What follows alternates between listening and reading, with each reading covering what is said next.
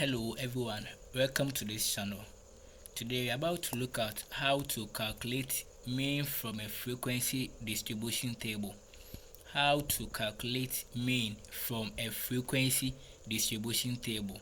So formula for calculating mean from a frequency distribution table is given as summation fs or sigma fs over sigma f, summation fx over summation f.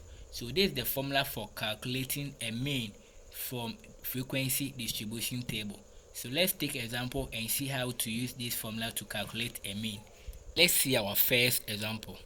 The frequency table below gives the age of pupils in a class.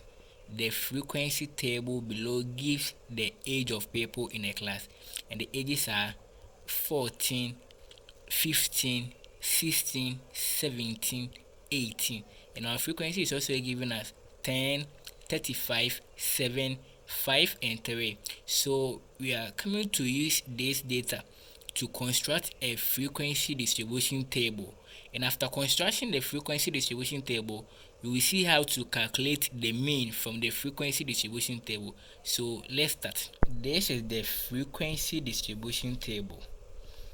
We are having age as our first column, and the second column is frequency, and the third column is fs. Before you can calculate a mean from a frequency distribution table, you need to create a column for fs, because as you see in our formula is given as summation of fs over summation of f. So we need to create a column for fs. So we are about to see how to fill the fs column. So let's see. Before you can fill the fs column, we need to multiply the x by the f to get the fs. We need to multiply the x by the f to get what? The fs. So we multiply 14 by the 10 to get what? The fs. And here we multiply 15 by the 35 to get the fs. And here we multiply 16 by the 7 to get the fs. So this is our complete frequency distribution table. So let's see how to use the formula to calculate for the mean. So we're having the formula as summation of fs over summation of f. So we will substitute the figures that we obtained from the frequency distribution table. So we're having the summation of f to be 60 and summation of fs to be 916. So we substitute into the formula. Now we are having the mean to be 15.27. This is how to go by when you are calculating a mean from a frequency distribution table. It's very easy, very easy. So let's see our second example. Example 2. The table below shows the distribution of ages of students in a class. The table below shows the distribution of ages of students in a class. So ages 16, 17, 18, 19, 20. Number of students 2, 8, 4, 4, 2. So calculate the mean age of the students. We'll be using the formula we used for the example 1. Before we can calculate for the mean age of the students, we need to construct a frequency distribution table. So let's see how to construct our frequency distribution table.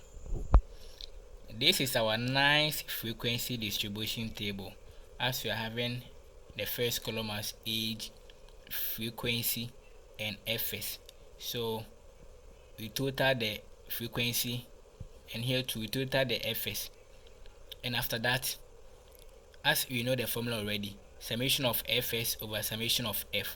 Then we substitute the total that we obtained from the frequency distribution table. We substitute into the formula. So we having the fs to be 356, and the summation of f is 20.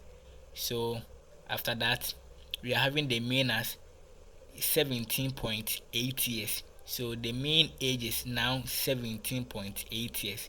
It's very easy to use this formula. Example 3 is given us the table below shows the distribution of marks scored by 20 students in a test. Calculate the mean mark for the distribution. So before you can calculate the mean mark, we need to construct our frequency distribution table. So let's see how to construct our frequency distribution table. This is our nice frequency distribution table.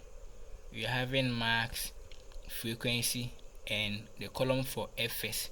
So after that, you add all the frequency, and here to add all the FS to get 100, and here to you get 20.